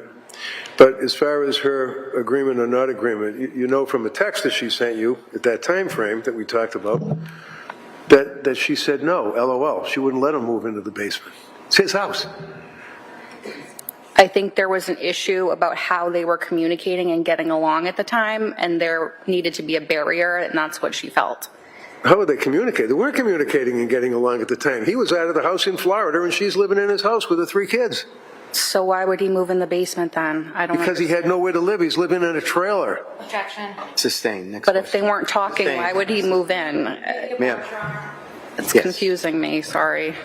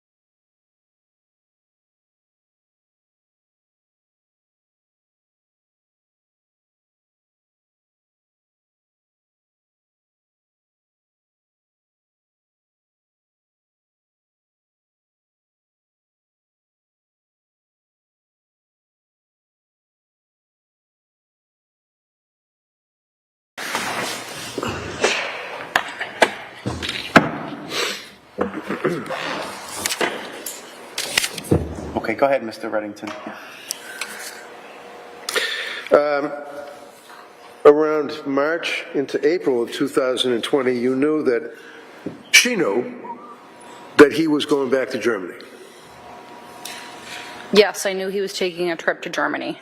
And in fact, that he was going to Germany and he had a job there. She knew that, right? I don't know if he had a job there, but there was a job he was exploring in Germany, yes. Okay, and she knew that he wanted to go back to Germany for good, right? It was an option that he was trying to figure out, yes. As far as I know, he had an option in Florida as well. And then, but he didn't want to stay with her. He wanted to leave. He wanted to get divorced. He wanted to go back to Germany, not go to Florida with her or anything, right? That was not my understanding. Sorry, ma'am. Just, you need to wait a second before you answer the question. I'm sorry. That's okay. You don't have to be sorry. Just wait a second to see if there's an objection to the question. So the objection is sustained. Next question. In March of 2020, you would have your husband, Vincent, is it? Yes. And Vincent can speak German, right? He can speak 4 languages. So that's wonderful. Is the answer yes, he can speak German? One of the languages he can speak is German. Yes. And she, on a number of occasions, would ask you to have Vincent interpret German messages that she received, or he received from Germany, thinking that they were women, right? I don't think it was that. It was just a language barrier, and to be able to translate would be helpful. In March, at the end of March of 2020, do you recall her texting you, he's talking to a woman from Germany early, can you please have Vincent look at it? If you don't understand a language, the normal thing is to translate it, so that's what she asked him to do, yes. Do you recall her at the same time frame, moving from March into April, that she determined from looking at his phone, he's on Twitter, on the phone, texting like cheating in my face? Do you recall her saying that to you? I don't recall that specific one, but I do recall that there were conversations about cheating. Involving both of them, right? Objection. Sustained. You remember when they, back when they got married, you remember they went to Las Vegas? Yes. You remember that it was a, what do you call it, a conference? I think like a international conference or something. I think it was on aging. I believe Harry was going to a conference and Katie went along. Okay. And he was speaking at this conference on whatever the topic was, right? Mm-hmm. And it was when they were in Las Vegas that they got married, right? Yes. And that was everybody was pretty happy about that for a period of time, right? Of course. And then she texted you that within 3 weeks that he kicked her out again, go look for a house, is what she told you. You remember that? I remember that they weren't getting along, and there was an option that she would have to look for another home. Well, it wasn't an option because back before May of 2020, it was his home, right?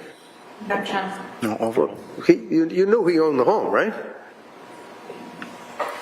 Well, she put money into the home too. So Like what? she put money from her home sale into the home, and she also helped build the garden in the back. She didn't put a nickel into that home. That's not my Well, it may understanding. not be your understanding, but she didn't put a nickel into your home. That's not my understanding. Ma'am, you need So, sorry. to disregard that last answer, jurors. You recall that she told you, moving forward again with the wedding, that she was excited that she got married and there was no pre-up, is what she told you. Prenup, I'm sorry, not a pre-up, prenup. I mean, you remember that, right? Yes, Okay. And she was happy about that, right? I think most women are happy when there's not a prenup. And why is that? I think it just means that you're in love. You're in love. Yeah, I believe in love, and so did Katie. And you recall having a conversation with her in April of 2020, where you were telling her, I think you're referring to the music thing with the surgery, a story about him going to a little boy to talk him into having kidney surgery. You teared up telling her about that, right? Objection. Sustain.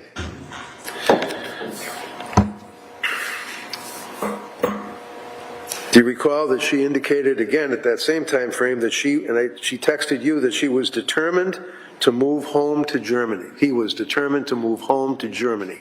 Remember that?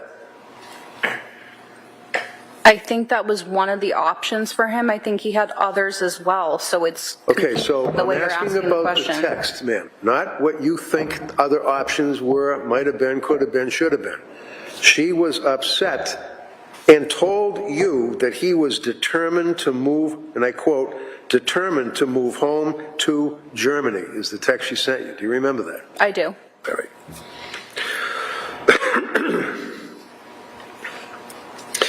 Do you recall, furthering in that topic, that she then texted you that he had a job offer in Germany and was going to Germany? I do remember that Okay. conversation. All right.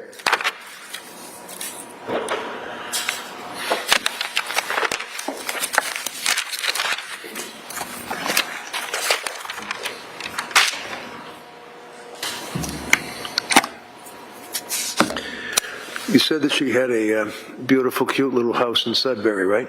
Yes, And you'd agree with me that that ultimately went up for sale, right? it did. You'd agree with me that it was in foreclosure, right? I do not have that information. I know she was renting it while she was living in Dover. Okay, do you recall that in fact she described the house to you as shitty and that actually the basement was flooded right when she was trying to sell it? I don't believe that certain homes are shitty and certain homes are not, but that might be a conversation someone has when they're frustrated, which I can understand. There was a water, like French drain in the basement. That might have been what she was referring to. So I do recall that conversation. Would you agree with me that there were a plethora of texts from Katie McLean to you talking about having a drink, I'm having a drink, I'm feeling tipsy, I'm trashed, I'm hammered, I'm hungover. You asked, has your drinking been okay? Do you recall that? Objection. Sustain.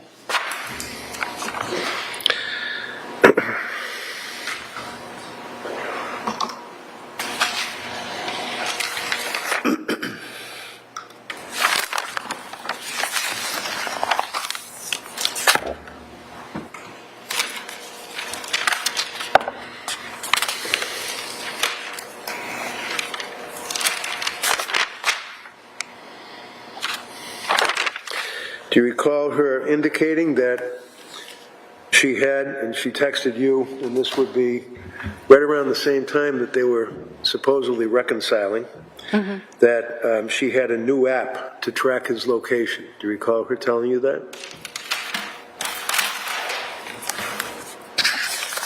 I do not recall.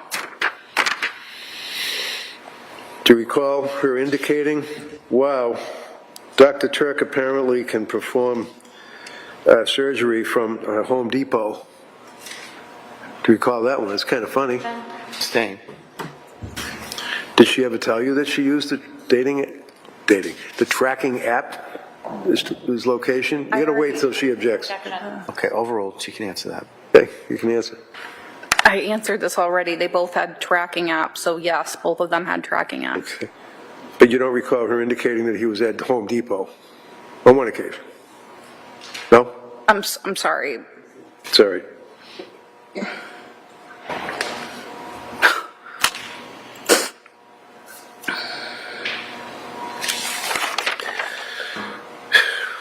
Moving up again, right to when they were at the hotel and allegedly reconciling, everything was great, that she was texting you, and I quote, "I looked through Harry's cell last night." Recall her telling you that? Yes.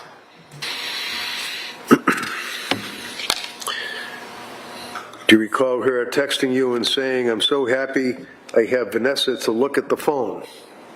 That'd be you, Vanessa, right? I don't recall that one.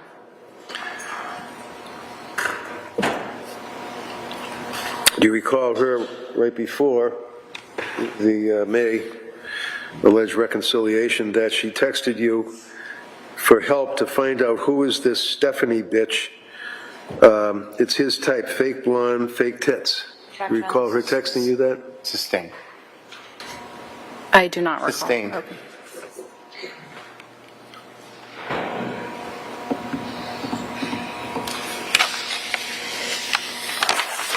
Do you recall while they were ostensibly reconciling that she indicated to you that she was still going out on dates with the dentist from New Hampshire? Objection. Overruled. When they were separated? Do you recall the dentist from New Hampshire? Yes, I don't recall the timeline you're Okay, so speaking the of. answer is yes, Yes. right? His name was Michael, right? Yes. Okay. And in May of 2020, she told you in a text that she went out on a date with the dentist again, right? Objection. Overruled. Yes? Yes, they were separated. So. Yes, the answer is yes, right? Yes. I know you want to say they were separated, but you knew that she went on a date in May of 20 with the dentist Michael from New Hampshire. Okay. Okay. And again, towards the very end of that time frame, she indicated to you that he intended, again, talking about he had the job. Now it's not possibly. He had the job in Germany and he will be leaving. She told you that, right? She was upset. Well, yes, it also wasn't the amount of money that he would like, so Oh, so it wasn't enough money? that was for him to decide. He was still Right, but deciding. she knew how much it was though, right? Objection. No, It wasn't it wasn't. Sustained. Sustained. Next question. Do you remember her indicating or asking, and again at the time frame at the end of April, beginning of May, can you see if he's back on Instagram and start printing them out? Do you recall her asking for your help for that? Yes. Okay. Do you recall that one of the text messages that going back to February 2019, on February 20th of 2019,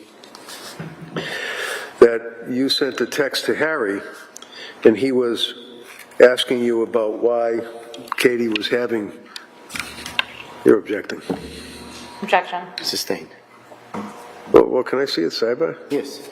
You spoke to the police after you went to the house on was it May 20th? May 15th, I'm sorry. You knew at that point that Harry had signed a deed transferring his house over to her and him jointly, right? Yes. And she told you that, right? Yes. And she was pretty excited about that, right? Objection. Was part of his One will, second. so it made Wait, sense wait, to me. You need to wait, ma'am, until there's an objection, so just wait to answer. Rephrase the question, sustain. So you knew that, or she had told you that he transferred or put her on the deed to the house, right? Yeah, it made sense to me because So the answer is that was yes? part of his will. It was what? Yes. It was his will? Okay. And when you were speaking with the police, this popcorn that you made reference to, when did that come about, that you were going to have that code with Kurt?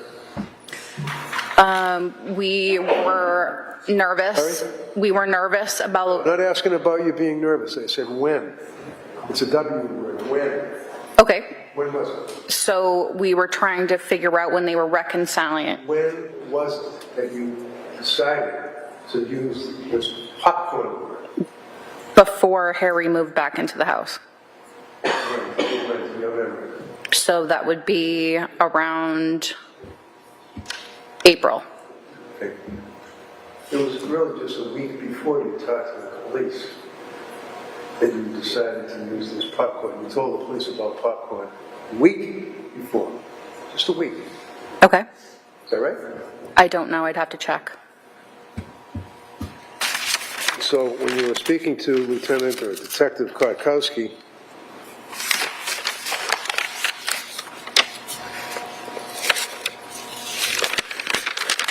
and pursuant to this investigation on Friday, May 15th, the police spoke to you, okay? I can show you the report if you want it. It's got coffee all over it, but I can show it to you if you want it. Okay. And that they interviewed you about your relationship with Katie McLean, right? Right. Remember that? And you've had a chance to review your statement to the police, right? It's only 2 pages. Yes? Yes. Okay. And you indicated to them that this past week, you created the code word popcorn. So that would have been, you know, like May 9th, 10th, 11th, 12th, something like that, right? I would have to check the time. So the do text. you want me to show you where you told the police it was this past week? Have in mind you were speaking to them on May 15th? I can show you where it says that. I agree. We came up with popcorn before Harry moved in, yes. Right, you told the police when your memory was a lot fresher than it is today. It was 5 years later. ago, yeah. Right, 5 years ago. Yeah. That in fact, it was this past week that you created the code word popcorn. Okay. Okay. Yes.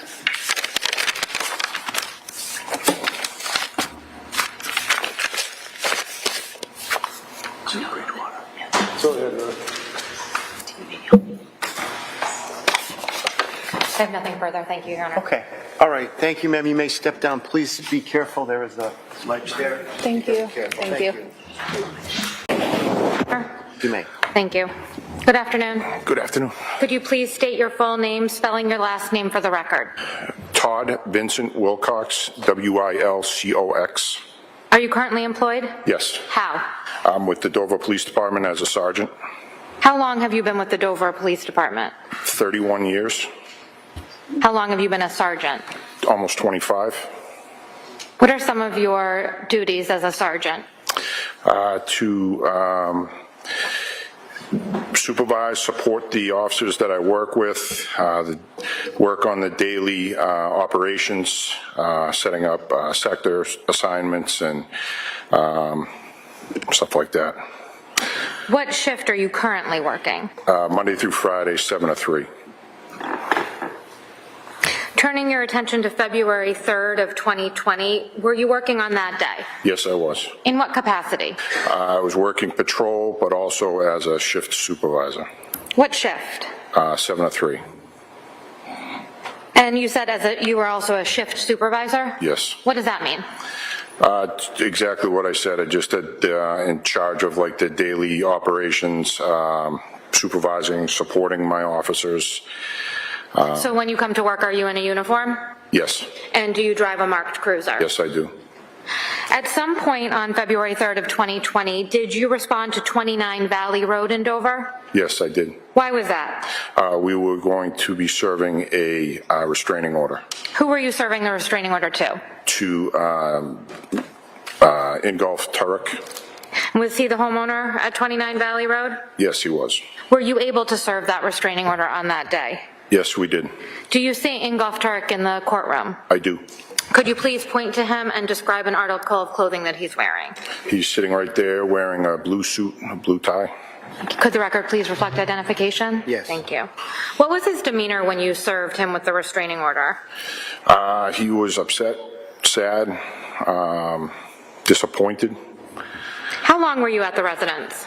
Probably half hour, 40 minutes. Did you go inside? Yes, And when you left, did the defendant also leave the residence? yes, he did. Turning your attention to May 15th of 2020, were you working on that day? Yes, I was. In what capacity? Patrol and also as a shift supervisor. And you've already told us what that means. Yep. So you were, on that day, you were in your uniform and in a marked cruiser? Yes, What shift were you working on that day? 7 to 3, 7A to 3P. Did you have occasion to return to 29 Valley Road on that date? Yes, we did. Approximately what time, if you remember? It was 12, a little after 12, 12:15, 12:20 And would that be 12 p.m.? a.m. Yes, I'm sorry, p.m. Okay. And why did you go to 29 Valley Road on May 15th of 2020? To conduct a well-being check. Can you explain to us a little bit about what a well-being check is? Well-being check is where we get called or requested to respond to a certain residence or could be a car to check on a person, their well-being. Our main purpose is to check on them, locate them, and render any type of assistance that we can. On a weekly basis, how many well-being checks do you think you do? Weekly, maybe 1, 2, How often have you conducted well-being checks in your career? many. What did you do when you arrived at the residence on that date? I arrived, I was the third officer to arrive. The Chief McGowan and Officer Cash had arrived prior to me. They were speaking with Stephen Roca, Ms. McLean's ex-husband, in the driveway. And if I could just stop you right there. I'm sorry, you just answered my question. You encountered them when they were in the driveway? Yes. And when you approached them, what happened? I was informed by Chief McGowan and Officer Cash that they had concern that Ms. McLean may be in the master bedroom. The door was locked. Mr. Roca had expressed some concern that she may be in there injured. Then what happened? We entered the house, went directly to the master bedroom. The door was locked. Officer Cash forced entry using a Halligan tool. Can you explain to us what a Halligan tool is? It's a multi-purpose tool that we use to gain entrance into different situations. We carry them in our cruiser. Each cruiser has one. Were you able to gain entry? Yes, we were. And you said it was the other officer that used the Halligan tool, is that right? Yes. In what order were you entering the bedroom? I was the last, the third. So the officer went in first, and then Chief McGowan, and then you? Yes. Where did you go into the bedroom? I went in and to the left to where the closet is. Can you briefly describe the size of the bedroom? It's a large bedroom. When you entered, the bed was straight off a little bit to the right, and then there's a walk-in closet on the left and a master bath as you wrap around to the right. Was anyone in the bedroom when you entered? No. Approximately how long were you in the bedroom? 10 minutes, 5 minutes, 5-10 minutes. And after you left the bedroom, what happened? We searched the rest of the house. Approximately how long do you think you were in the house? We were there probably half hour, 40 minutes, 45 minutes. And after that, did your involvement in this investigation end? Yes. Thank you.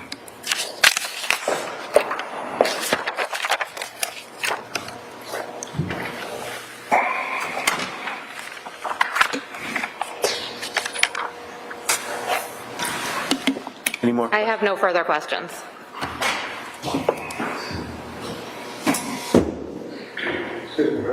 Yes.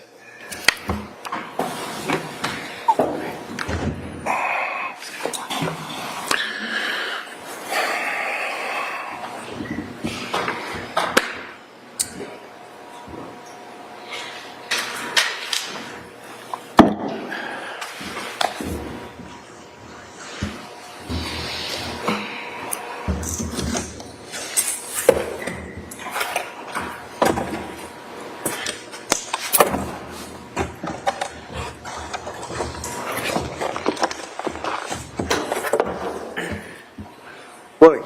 Good morning. So, you were there on a well-person check or well-being check, right? Yes. There were a number of police officers from various departments, perhaps? At the time I was there, First time, just one? Dover? it was just over, yes. Okay.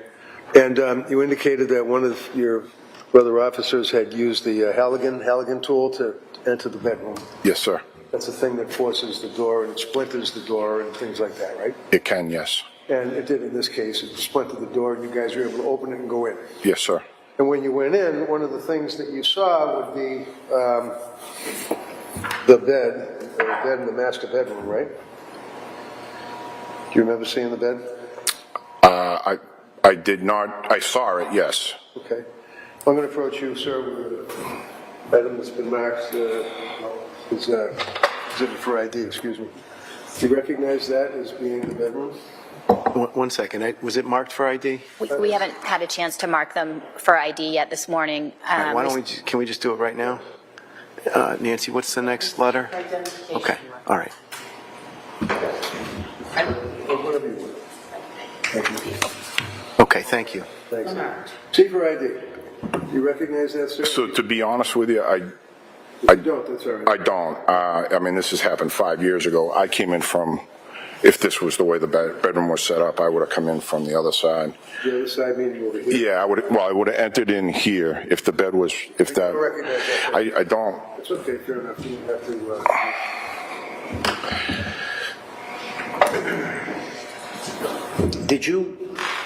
do you have any memory of anything evidentiary use when you went into the bedrooms, like broken glass or? Absolutely not, no. And you continued on with your investigation for the well-person looking, right? Yes. That's all I have, thank you. What was the purpose of going into the bedroom? To find Miss McLean, to offer any type of assistance. We were just trying to locate her. And once you realized she wasn't in the bedroom, what did you do? We exited the bedroom and then searched the rest of the house and then the exterior of the house. Approximately how long do you believe you were in the bedroom? 5-10 minutes at most, because the only thing I remember is having dispatch call the phone to see if we could hear it ringing while we were in there, and that may have taken a couple minutes, several minutes. And you didn't make any other observations of the bedroom except for the fact that Miss McLean was not in there? Exactly, yes. Thank you. No further questions. And when you were looking in the house, would you recall that you guys didn't go in the basement area at all? So I did not go into the basement. We kind of went into our different directions. One of the officers did. I did not. Okay, thank you. Okay, you may step down. Thank you. Thank you. Yes. Thank you. Good afternoon, sir. Step on up and have a seat.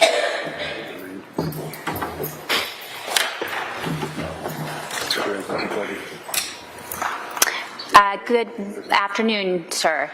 Could you just take that microphone and pull it as close as you can to you? Yeah, that's great. Thank you so much. Could you please state your first and your last name and spell both of them? Kurt Pfannenstiel, C-U-R-T, P-F-A-N-N-E-N-S-T-I-E-H-L. Okay, thank you. How old are you, sir? 55. And where do you live? I live in Dover. Okay, how long have you lived in Dover? About 20 years. Okay.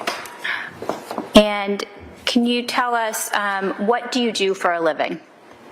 I'm a heavy equipment operator. And so who do you work for currently? Town of Sherburne. What kind of work, what does it mean to be a heavy equipment manager? A heavy equipment operator. Operator, sorry. Operator operates like front-end bucket loaders, excavators, heavy machinery, six-wheel dump trucks. All right, I'm going to ask you, sir, can you just scooch forward a little bit? That microphone is like 2 inches too short. Okay, thank you. And how long have you worked for the town of Sherburne? I'm on my 5th year. And prior to working for the town of Sherburne, where did you work? I did tree work with a guy in Dover. And about how long did you do that? About a year and a half. And prior to that, what did you do?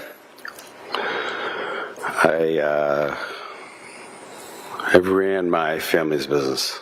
Okay. And did you ever do any plowing work? Yes, I did. I plowed for town of Dover and Sherburne. About how long did you spend doing that?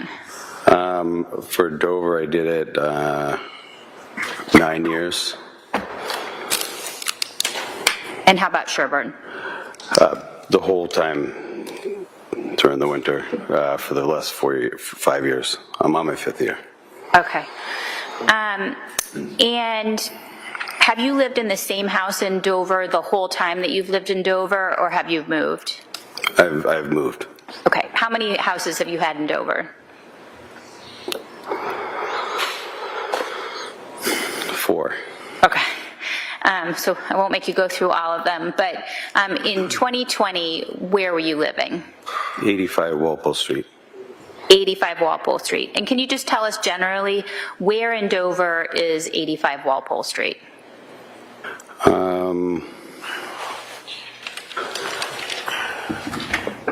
It's about, I think about a mile from the fire station.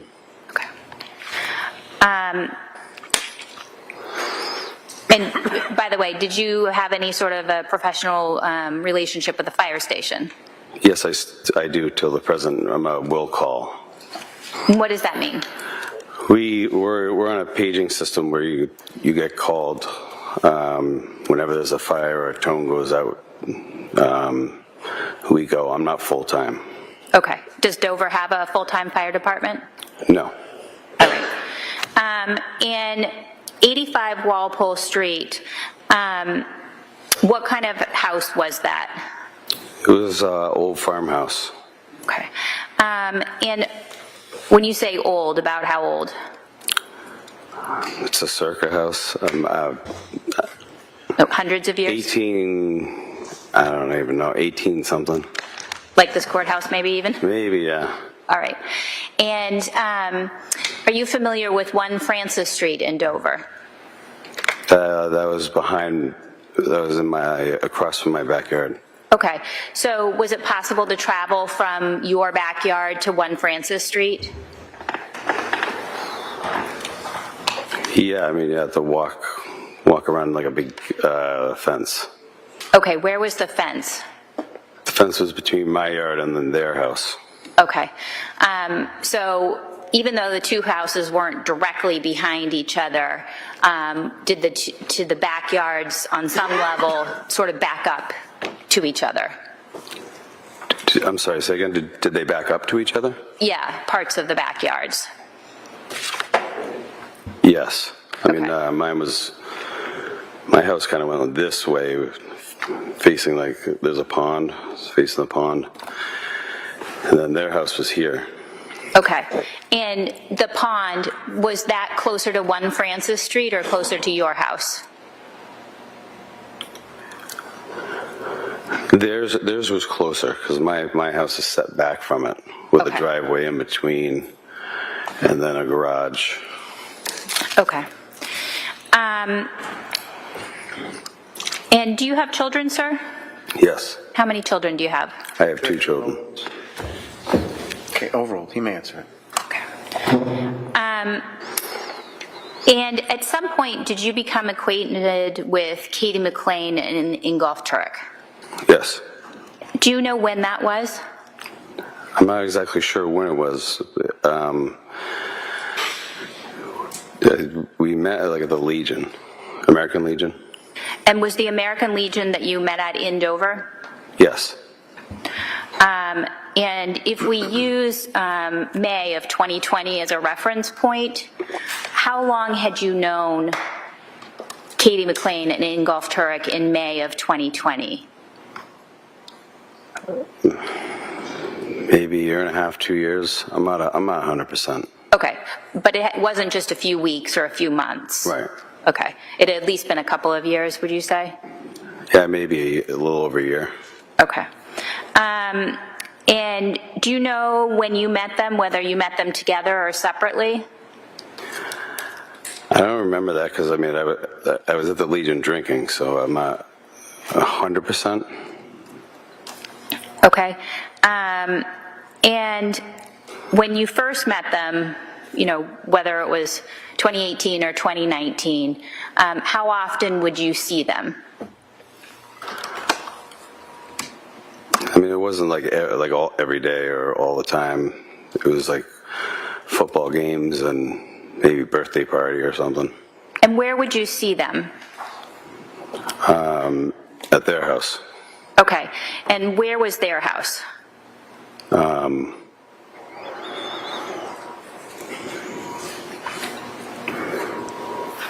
drawing a blank. Do you remember the street?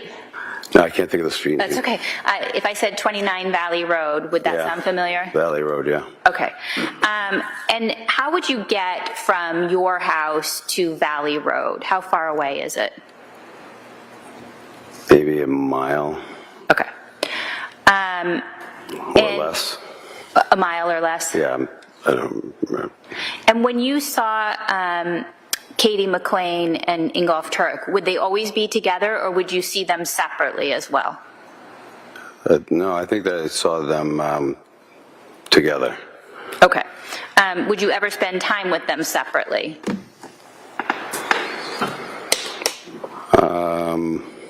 Once I think I went with Harry to the dump.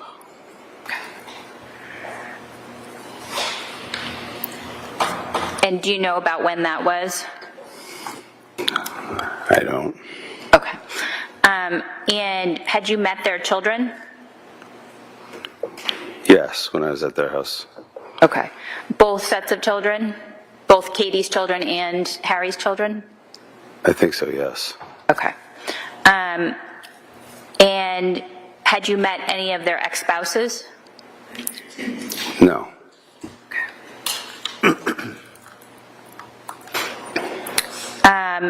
And did you have both of their cell phone numbers? Yes. Okay. And would you communicate with both Katie and Harry on their cell phones? Yes.